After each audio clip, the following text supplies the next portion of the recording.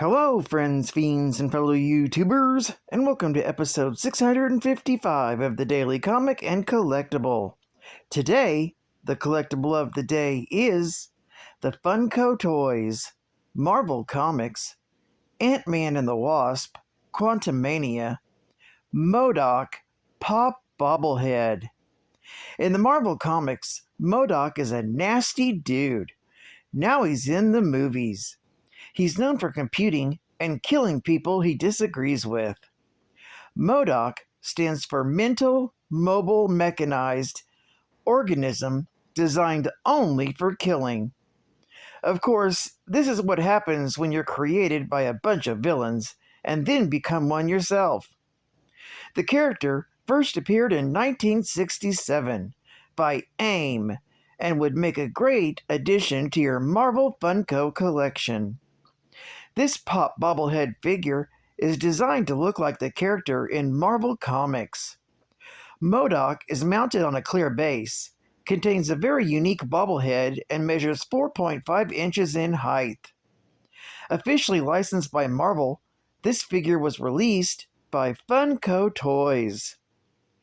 Now, the comic of the day is the Fantastic Four, World's Greatest Comics Magazine, Volume 1, Issue number 4 of 12, with a cover date of May 2001, with story by Eric Larson, Eric Stevenson, and Jeff Loeb, art by Eric Larson, Ron Frenz, Keith Griffin, and Shannon Denton, and cover by Bruce Timm. This story is titled The Merciless Menace of Modok. The story opens with the Fantastic Four bidding farewell to their friends at Xavier's School for Gifted Youngsters, following their attempt to collect some Sentinels from the Xmen for protection. As they leave, Professor X suspects that the Fantastic Four are about to face the greatest threat they have ever known. Meanwhile, in Harlem, the novice hero, known as the Falcon, stalks a trio of men who've been hired to stir up racial tensions in the neighborhood. Before the Falcon can act, he's suddenly attacked by a group of AIM soldiers. While back at Castle Doom in upstate New York, Dr. Doom's technicians have completed reconstructing Doom's time machine after recovering it from Reed's lab. Seeking to recover the cosmic cube for his own use, Dr. Doom activates the device and travels into the recent past. Meanwhile, at the home of Agatha Harkness in Whisper Hills, the Invisible Girl visits her son, Franklin, who's in the care of the old witch. Sue is surprised when a teddy bear she's holding suddenly appears in Franklin's playpen, but dismisses anything supernatural about the occurrence. Later, when Reed, Ben, and Johnny return to the Baxter building, they discover that Sue and Crystal have not returned from their trip. Reed sends Ben and Johnny out to Whisper Hills to make sure they're safe, giving Reed time to work on his latest invention, which he believes may be able to save them all. Meanwhile, back in Harlem, the Falcon is greatly outnumbered by AIM agents and their mechanoids, but is joined by his partner Captain America, who lends a hand. As the fight continues, one of the AIM soldiers spots the Thing flying by in a sky cycle, and believes that the Fantastic Four are also coming to interfere. Ben is then blasted out of the sky and quickly joins Cap and Falcon in their fight. However, the trio are knocked down by a mental blast fired by Modok. But before the Thing is incapacitated, he's able to fire a Fantastiflare into the sky. At that same moment, Crystal is teleported to the throne room of the Inhumans by Lockjaw. There, she's been taken by her family, the royal family, to inform her that something of great value has been stolen from their people. Meanwhile, back in New York, the Torch spots the thing's flare and comes to his aid, and the four heroes begin fighting back against their AIM attackers. Meanwhile, in the not-too-distant past, Dr. Doom scans for a trace of the cosmic cube and finds it deep below the ocean floor. While back in the present, Ben, Johnny, Cap, and Falcon continue their battle, but it's abruptly ended when Reed arrives with a weapon that incapacitates all of the AIM soldiers, although Modok manages to escape. While Cap and Falcon are left to dispose of their foes, the three members of the Fantastic Four return to their headquarters.